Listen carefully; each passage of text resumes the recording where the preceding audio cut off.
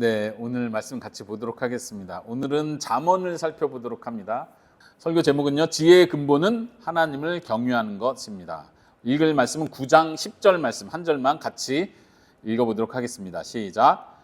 여호와를 경외하는 것이 지혜의 근본이요 거룩하신 자를 아는 것이 명철이니라. 하나님을 경외하는 것, 다르게 표현하면 두려워하는 것, 하나님을 두려워하는 것이 지혜의 근본이다. 근본이라는 표현은 좀 쉽게 표현하면 지혜의 시작이다, 지혜의 완전 기초다, 이런 뜻입니다. 여기서부터 시작하는 것입니다. 하나님을 두려워하는 마음 없이 하나님이 존재하시고 우리를 보고 계시고 우리를 돌보신다는 사실을 전제하고 우리의 삶을 살아가지 않는다면 그것은 지혜롭지 못한 삶이 되겠죠. 잠언은 1장에서도 표현하는 거고요, 9장에서도 반복해서 표현하는 표현입니다. 여호와를 경외하는 것이 지혜의 근본이다. 1장에서는 지식의 근본이다, 이렇게 말하죠.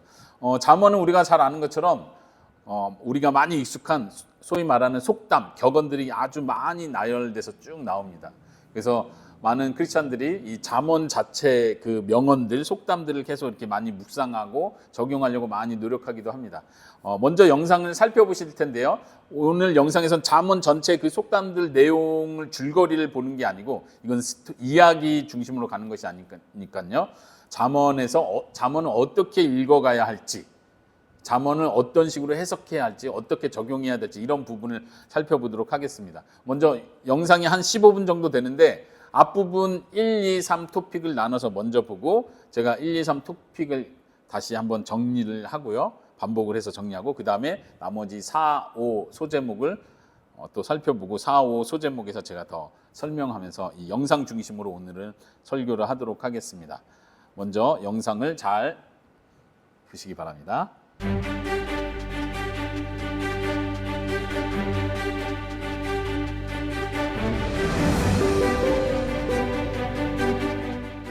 이번 영상은 리딩 지저스 3권의 6번째 수업으로 잠언서를 살펴볼 것입니다. 특별히 잠언에서 말하는 지혜의 참된 의미는 무엇인지, 우리는 잠언의 말씀을 어떻게 바르게 이해하고 적용할 수 있는지에 대해 알아보겠습니다. 하룻강아지 벗 무서운 줄 모른다. 고생 끝에 낙이 온다. 우리에게 익숙한 이런 속담과 격언에는 우리 사회의 통념이 쉽고 명쾌하게 표현되어 있습니다.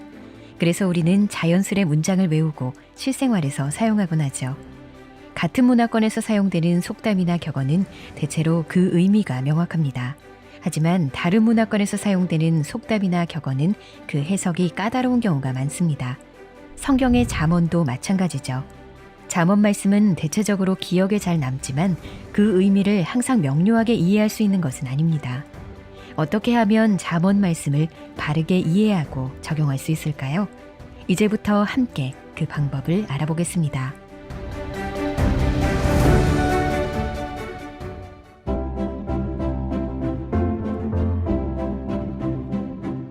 잠언을 바르게 이해하려면 해석하는 단계가 필요합니다. 먼저 잠언의 원래 청자들이 잠언 구절을 어떻게 이해했는지 생각하고 그를 통해 어떤 행동을 장려하고 어떤 행동을 금지하려고 했던 것인지 고려해야 합니다. 그리고 이보다 더 중요한 것은 잠언이 어떤 상황에 맞는지를 파악하는 것입니다. 잠언 26장을 예를 들어 봅시다. 4절과 5절에는 서로 모순되는 두 잠언이 나란히 나열되어 있습니다. 미련한 자의 어리석은 것을 따라 대답하지 말라. 두렵건대 너도 그와 같을까 하노라. 미련한 자에게는 그의 어리석음을 따라 대답하라.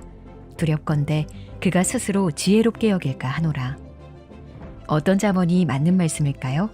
어리석음에 따라 대답해야 할까요? 아니면 대답하지 말아야 할까요? 정답은 상황에 따라 다르다입니다. 4절은 어리석은 자들과의 논의는 결국 무익한 논쟁이 되고마니 그런 자들은 멀리하라는 의미입니다. 5절은 어떤 상황에서 미련한 자에게 답을 주지 않으면 그가 스스로 옳다고 생각할 것이니 답을 주라는 의미죠. 각각의 상황에 따라 두 잠언 모두 맞는 말씀이기 때문에 어떤 잠언이 어떤 상황에 적용되는지 아는 것이 참된 지혜입니다. 상황에 맞지 않는 잠언을 적용하면 삶이 잘못된 방향으로 인도될 수 있기 때문이죠. 그래서 잠언 26장 9절은 미련한 자의 입의 잠언은 술 취한 자가 손에 든 가시나무 같은 이라고 경고합니다. 상황에 맞지 않게 적용하는 잠언은 유익한 지침이 아니라 술 취한 자가 휘두르는 위험한 무기처럼 사용될 수 있다는 뜻입니다. 잠언 해석의 마지막 단계는 말씀을 실제 행동으로 옮기는 것입니다. 잠언의 말씀은 십자수처럼 벽에 걸어놓는 목적으로 쓰인 것이 아닙니다. 실생활에서 사용하고 자녀들을 가르치는 목적으로 고안된 것이죠. 그러므로 읽고 이해하는 데서 그치는 게 아니라 삶의 지침으로 삼고 실천해야 합니다.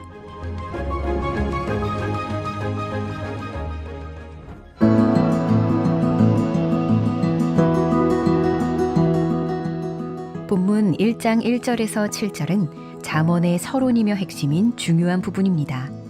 우선 1절은 잠언서 전체의 제목이 되고 2절부터 6절은 잠언서의 목적을 알려줍니다. 그리고 7절은 잠언서의 핵심 주제를 제시해주죠. 1절은 잠언의 화자를 다윗의 아들 이스라엘 왕 솔로몬이라 소개합니다. 비록 솔로몬이 잠언서의 전체를 쓰지는 않았지만 다윗이 시편의 전통적 정상에 서 있듯 솔로몬은 지혜의 전통적 정상에 서 있기에 이것은 적절한 제목이라고 할 수 있습니다. 다윗의 아들 이스라엘의 왕이라는 말은 잠언서의 말씀이 이스라엘 역사 그리고 이스라엘과 하나님의 언약적 관계를 근간으로 하고 있음을 알려줍니다. 즉 잠언서는 하나님의 백성들을 위한 지혜의 말씀인 것이죠. 2절의 지혜는 좁은 의미로 기술이나 능력을 뜻합니다.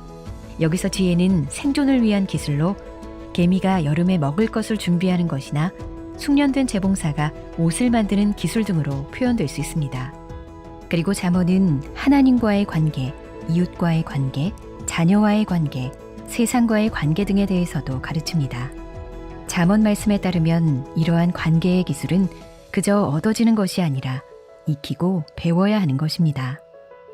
또한 지혜는 보다 넓은 의미에서 우주 전체의 질서를 가리키기도 합니다.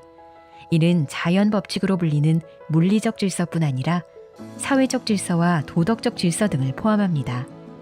잠언서에서 말하는 지혜로운 사람은 하나님께서 지으신 이 세계에서 교훈을 얻고 하나님의 질서와 조화를 이루는 삶을 살아가려고 합니다. 2절의 훈계는 질서 잡힌 교육이나 가르침을 의미합니다. 이것은 주의 깊게 들어야 할 무언가를 뜻하며 법과 평행을 이룹니다. 어리석음이 자연적으로 발생하는 것과 달리 지혜는 토라, 즉 언약 공동체의 가르침에 귀 기울이는 행위를 통해 옵니다. 말씀에 기반한 배움을 통해 지혜를 얻는다는 사실은 2절 나머지 말씀을 통해 명확히 드러납니다. 이후 3절에서 5절은 2절 상반부의 말씀을 설명하고 6절은 2절 후반부의 말씀을 확장합니다. 잠언서 전체의 핵심은 1장 7절에 요약되어 있습니다. 여호와를 경외하는 것이 지식의 근본이거늘 미련한 자는 지혜와 훈계를 멸시하느니라. 이 내용은 잠언서의 마지막 부분에서 오직 여호와를 경외하는 여자는 칭찬을 받으리라고 또 한 번 언급되죠. 시작했던 말씀과 똑같은 말씀으로 가르침을 끝마치며 잠언은 여호와를 경외하는 것이 지혜의 시작일 뿐 아니라 마지막이라는 것을 강조합니다. 그렇다면 여호와를 경외하는 것이란 무엇일까요?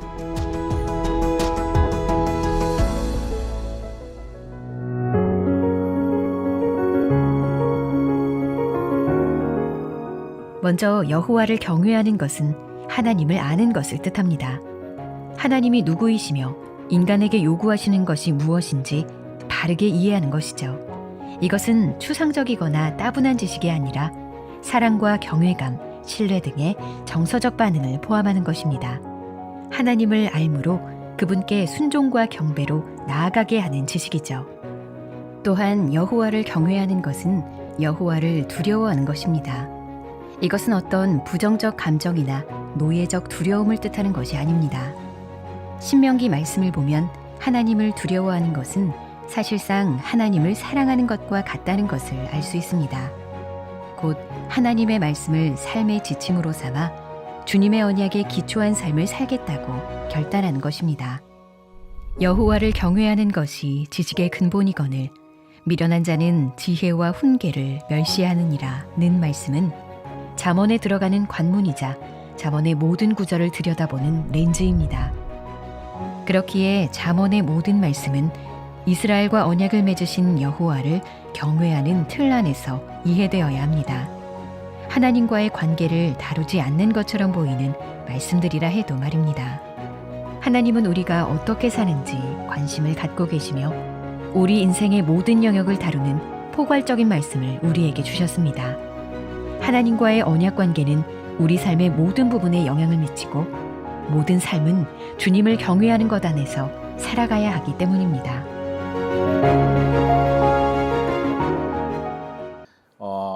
먼저 본 영상 3가지 소제목이 있었는데요. 그 중에 첫 번째가 잠언을 어떻게 해석할 것인가 이야기하면서 원래 의도와 상황에 맞게 해석해야 된다 이 이야기를 먼저 했습니다. 그리고 예를 든 것이 지금 나오는 본문인데요. 26장에 보면은 미련한 자의 어리석은 것을 따라 대답하지 말라 이렇게 말했고 5절에서는 바로 다음 절에서는 똑같은 표현에서 어리석음에 따라 대답하라 이렇게 나오기 때문에 실질적으로는 문자적으로는 그냥 모순을 일으키는 것 같지만 여기서 우리에게 주는 지혜는 잠언을 해석할 때 그 상황에 그 독자가 적용하기에 그 상황에 맞게 그때 바뀌어야 된다는 걸 먼저 전제하면서 이야기를 한다는 거죠. 참된 지혜는 그냥 문자적으로 내가 뭘 보고 그대로 행동하는 것, 문자 그대로 행동하는 것 자체가 지혜가 아니고 여기서 가르쳐주는 그 큰 지혜의 가르침을 따라서 자기가 생각하고 판단하고 상황에 맞게 적용하는 게 필요하다.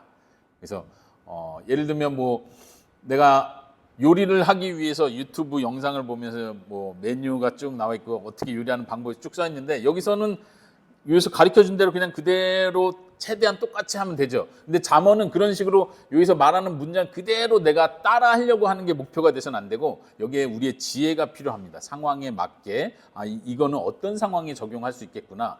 이거는 이런 상황에서 적용해야겠구나. 저희가 생각을 해야 된다는 거죠. 이것이 첫 번째 이야기였고요. 두 번째는 잠언에서 말하는 지혜는 무엇인가 이 이야기를 하면서 하나님의 질서와 조화를 이루는 삶. 하나님께서 세우신 이 세상의 법칙이 있습니다.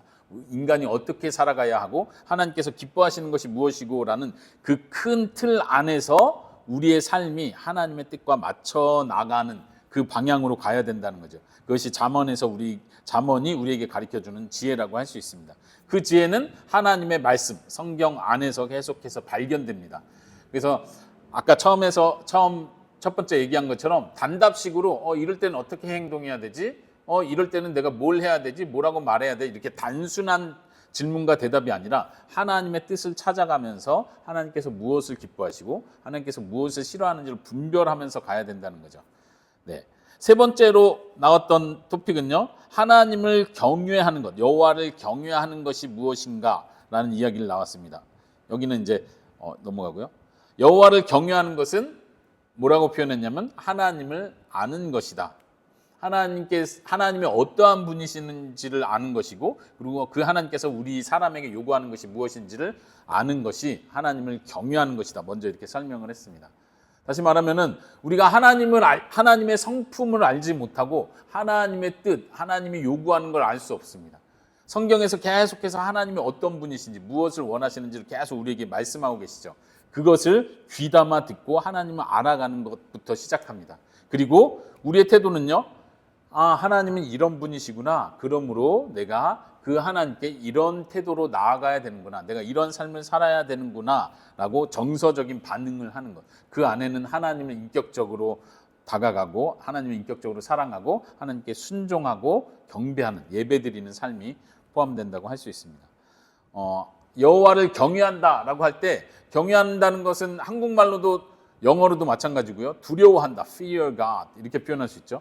하나님을 두려워한다는 건 단지 마치 종이 무서워서 주인이 나를 혼낼까 무서워서 시키는 대로 해야지 하는 그런 두려움이라기보다는 하나님을 사랑하는 마음에서 높으신 하나님, 경이로우신 하나님을 보면서 그 하나님의 위대함에 압도되는 그런 두려움.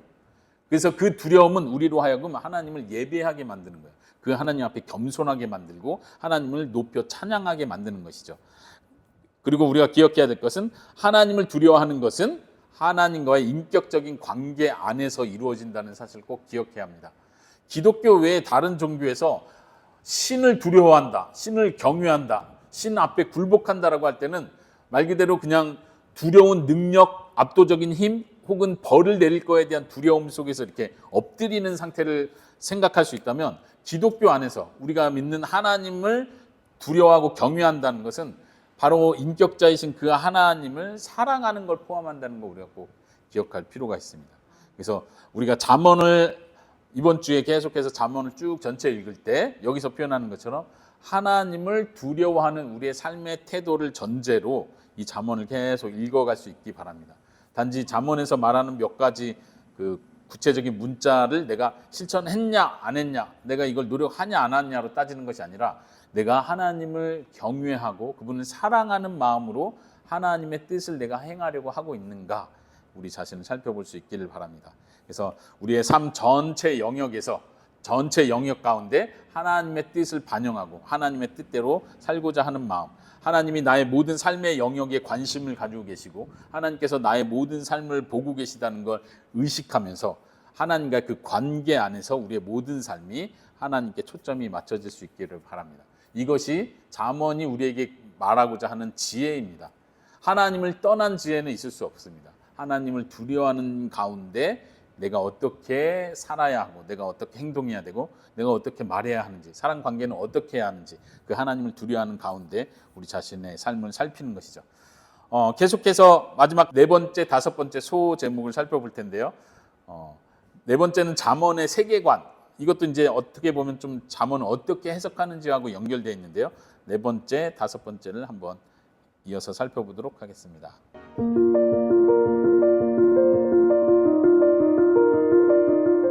우리가 잠언을 읽을 때 기억해야 하는 점이 있습니다.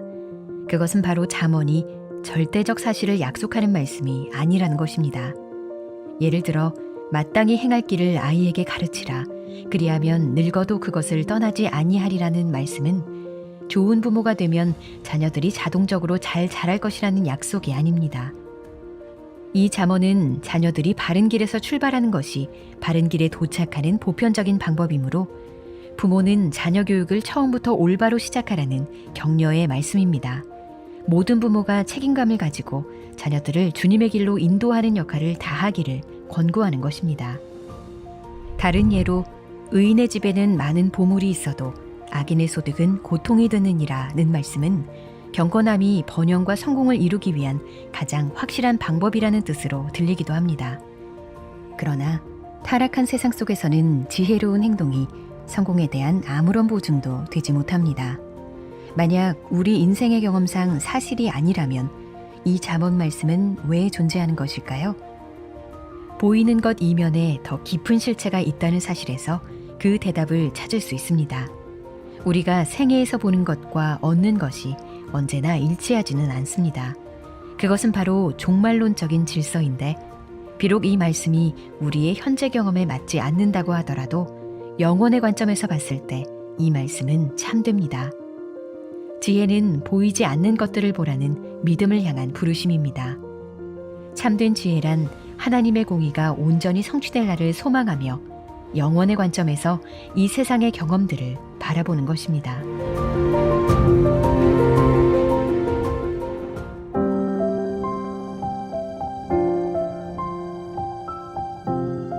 많은 사람들이 잠언을 읽으면서 도덕적인 접근을 합니다. 잠언 말씀을 실천해서 선행으로 하나님을 기쁘시게 하려고 하거나 혹은 복음이 그저 당연히 바탕에 깔려 있다고 가정한 채 삶의 초점을 전적으로 율법에 맞춥니다. 복음이 아닌 율법을 삶의 안내자로 보는 것이죠. 예를 들어 잠언 10장 4절은 손을 게으르게 놀리는 자는 가난하게 되고 손이 부지런한 자는 부하게 되느니라고 말씀합니다. 이 구절을 도덕주의적 관점으로 접근해서 읽으면 스스로 부지런하다는 자부심을 느끼거나 반대로 그렇지 못하다는 죄책감을 느끼게 됩니다. 만약 그리스도 중심으로 잠언을 읽는다면 이 말씀은 어떻게 이해될까요? 그리스도 중심의 접근은 말씀에 순종해야 하는 요구를 단순한 죄책을 넘어서 은혜와 감사의 구조 안에서 공정히 다룹니다. 잠언 10장 4절을 다시 읽어봅시다. 우리 중 많은 사람들이 게으르다는 것은 사실입니다. 자기중심적이고 자기 방어적인 게으름으로 표현되는 이 불신앙에 대해 우리는 마땅히 죄책감을 느껴야 합니다. 하지만 우리가 이 잠언 말씀 그대로 부지런하게 순종하며 섬긴다 하더라도 그것이 여호와를 경외하고 이웃을 사랑함에서 비롯된 것인지 아니면 내면의 우상에 기반한 완벽주의적 분주함 때문인지 자문해야 합니다. 만약 우리의 순종이 후자의 원인에 따른 것이라면 율법을 어기는 것과 동일한 죄책감을 가져야 하기 때문입니다. 중요한 것은 죄책감을 느끼고 난 다음 단계입니다. 죄책은 우리를 마비시키고 우리 중심의 노력이 문제임을 깨닫게 합니다. 우리는 죄책을 통해 문제를 깨닫는 단계에서 그치는 것이 아니라 그리스도께서 복음 안에서 베푸신 은혜 가운데로 나아가야 합니다. 결국 잠언 10장 4절의 말씀은 우리에게 그리스도가 절실히 필요함을 보여줍니다. 그리스도께서 이 말씀대로 사셨고 우리의 모범이 되셨고 죄악된 요소를 피하셨을 뿐 아니라 우리 자리에서 순종해 주셨기 때문입니다. 잠언의 궁극적인 목적은 우리가 지혜로운 삶을 살도록 가르치는 것뿐만 아니라 하나님의 지혜이시며 우리의 위치에서 지혜의 삶을 완벽하게 살아내신 예수 그리스도를 바라보게 하는 것입니다.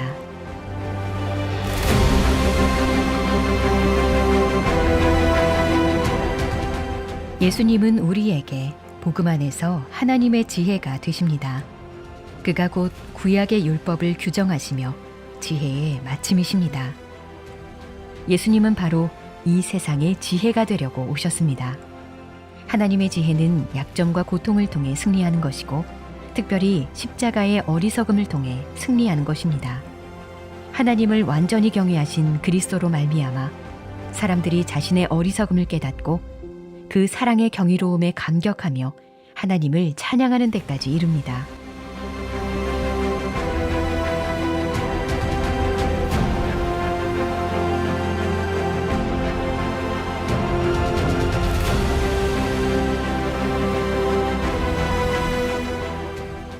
뒷부분까지 살펴봤습니다. 잠언의 세계관 이런 제목으로 나왔는데 굉장히 그 표현들이 굉장히 요약이 잘 돼서 아주 정연된 문장으로 이렇게 쑥 지나갔기 때문에 이걸 우리가 충분히 다 소화시키고 내 걸로 삼으면 참 좋은 교훈이 될 텐데 너무 빨리 지나가서 제가 설명을 다시 해야 될 필요가 있다고 생각을 합니다. 잠언을 읽어갈 때 잠언을 우리가 이제 쭉 읽고 또 평소에도 이렇게 잠언의 경언들을 이렇게 접하다 보면은 이거 좋은 구절인데 이거 내가 적용해야지 하고 생각할 때 여기서 말하는 것처럼 그냥 자꾸 문자 그대로 받아들이려고 할 때 오류가 생기기 참 쉽습니다. 아까 거기서 예를 드렸던 것 중에 한 구절이죠. 마땅히 행할 길을 아이에게 가르치라. 그리하면 늙어도 그것을 떠나지 아니하리라. 자녀가 떠나지 않는다는 얘기죠. 이것도 굉장히 유명한 구절이고 많은 크리스찬들이 이렇게 이거를 어떤 모토로, 가정의 모토로 삼고 자녀 교육의 모토로 삼고 실천하려고 노력하는 것 중에 하나입니다. 근데 영상에서 지적하는 게 뭐죠? 이걸 그대로 혹시 기억나세요? 뭐라고 말하죠? 절대적 사실을 약속하는 말씀이 아니다. 이게 무슨 말입니까? 다시 말하면 이거예요. 마땅히 행할 길을 아이에게 가르치면 그 아이는 100% 늙어도 그걸 떠나지 않느냐? 라고 했을 때 그건 아니라는 거예요.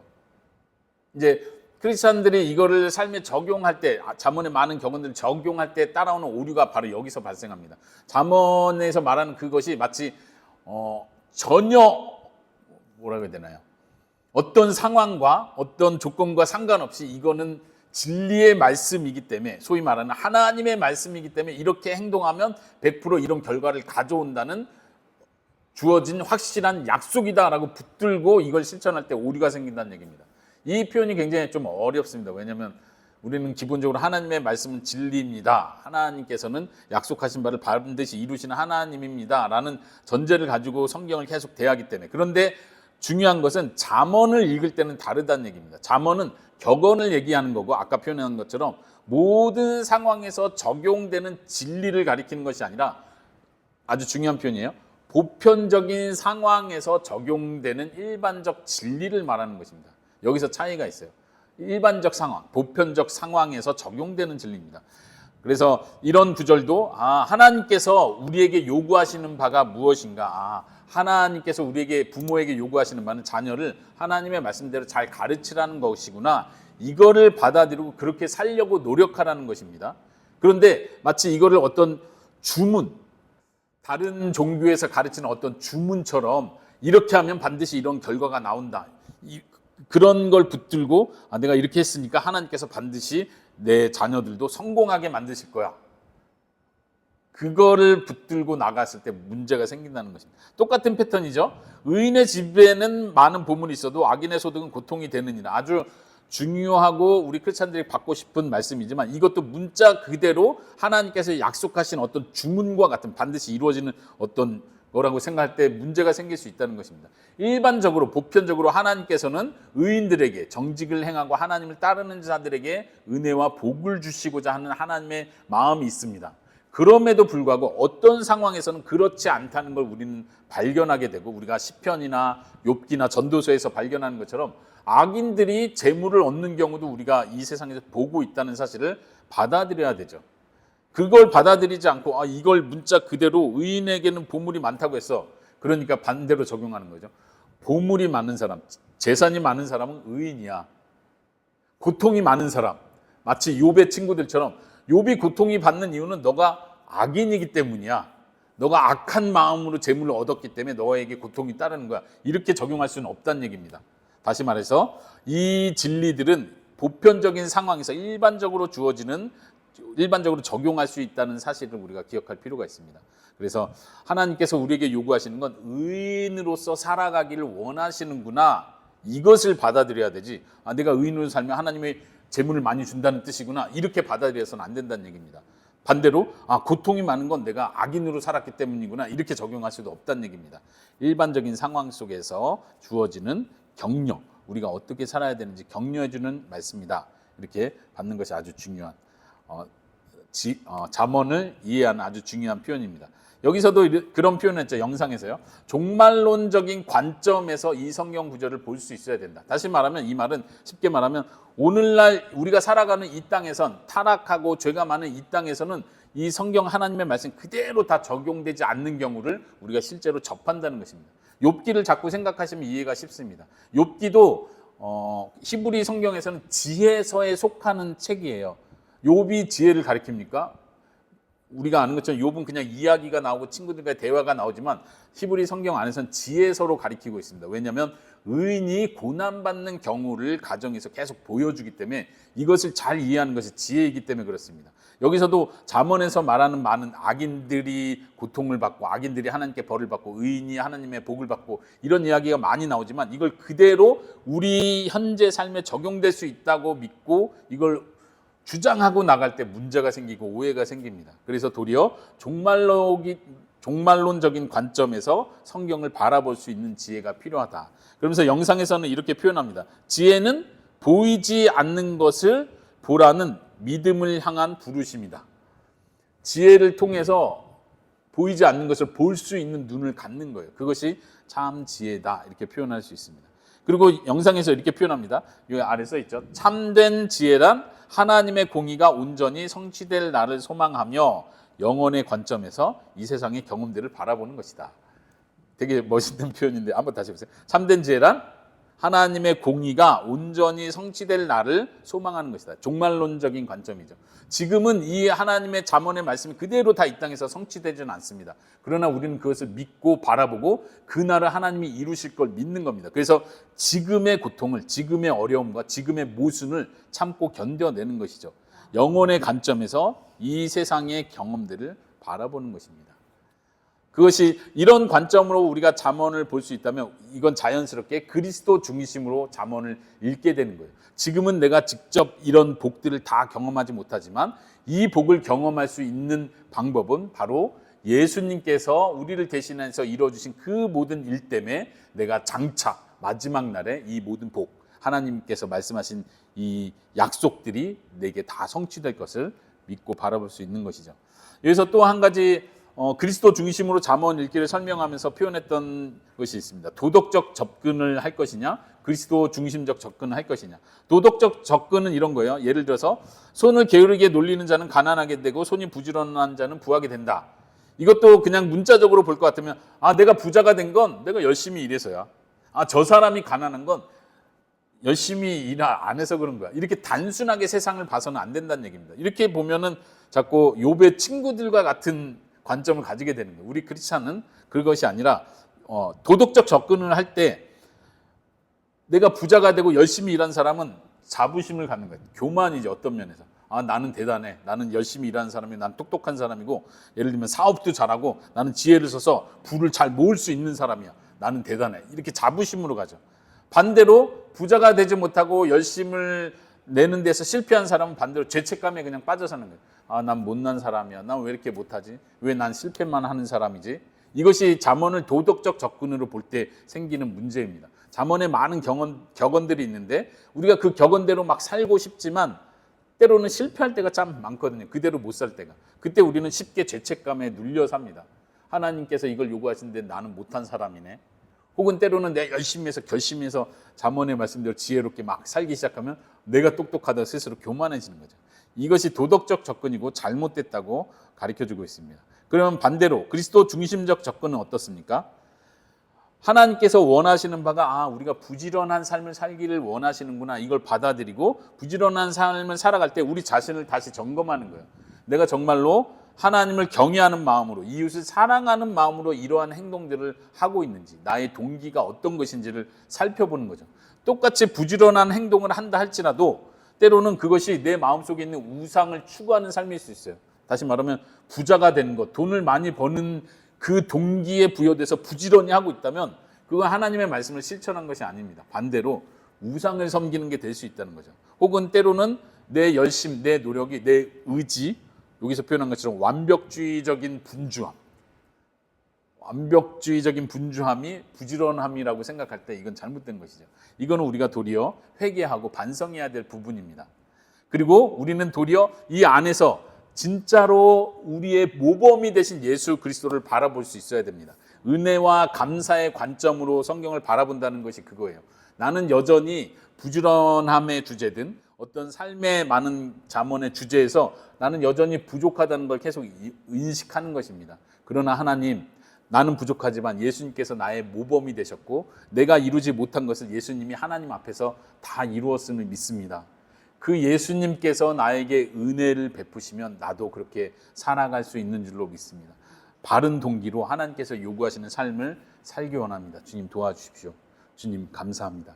그래서 잠언에서 말하는 아까 부지런함을 내가 실천했을 때 교만하고 자만한 것이 아니라 하나님께 감사하는 거예요. 하나님, 제가 이렇게 열심을 낼 수 있도록 저에게 지혜를 주심을 감사합니다. 제가 돈을 벌 수 있도록 하나님께서 나에게 힘을 주시고 많은 상황들을 하나님께서 조화롭게 이루어진 것을, 그렇게 해주신 것을 믿습니다. 감사합니다. 은혜와 감사의 태도로 나가는 것이 잠언을 읽는 바른 태도인 줄로 믿습니다. 마지막에 이 구절을 인용했었죠. 한번 같이 읽어볼까요? 시작. 너희는 하나님으로부터 나서 그리스도 예수 안에 있고 예수는 하나님으로부터 나서 우리에게 지혜와 의로움과 거룩함과 구원함이 되셨으니. 예수님께서 우리에게 지혜가 되셨다는 사실, 의로움, 거룩함, 구원도 이야기하지만 참된 지혜는 바로 예수님이라는 것. 예수님을 내 마음속에 온전히 모실 때 내가 지혜를 소유하고 사는 삶이 될 것입니다. 예수님을 떠나서, 하나님을 경외하는 것을 떠나서 내가 인생을 어떻게 살아가는 게 지혜롭지? 요즘 유튜브나 뭐 쇼츠든 보면은 인간관계 잘하는 법 막 이런 거 나오잖아요. 또 성격대로 어떻게 행동하고 태도하는 게 좋은지, 참 뭐 예를 들면 뭐 공자의 명언 막 이런 것도 많이 유튜브에 많이 돌아다니는데 그런 것들 하나하나 좋은 말들 내가 적용하고 실천하면 좋겠다라고 생각하지만 하나님을 경외하는 걸 떠나서, 우리의 지혜 대신 예수님을 떠나서 인생의 지혜를 발견하려는 것은 굉장히 어리석은 것입니다. 성경이 우리에게 가르쳐 주는 것처럼 예수님만이 참된 우리의 지혜입니다. 그 말은 예수님께서 어떻게 하나님을 경외하고 하나님의 말씀에 순종하며 사셨는지를 우리가 자세히 묵상하고 살피는 것입니다. 그리고 그 예수님을 본받기 위해서, 예수님처럼 살기 위해서 노력하는 것입니다. 그것뿐만 아니라 그 예수님께서 우리에게 힘을 주신다는 사실을 믿는 것입니다. 그 예수님께서 우리에게 성령을 주셨고 우리가 예수님처럼 살 수 있도록 힘을 주신다는 사실을 믿고 의지하는 가운데 예수님을 따라가는 삶, 우리의 삶이 그러한 삶이 될 수 있기를 바랍니다. 네.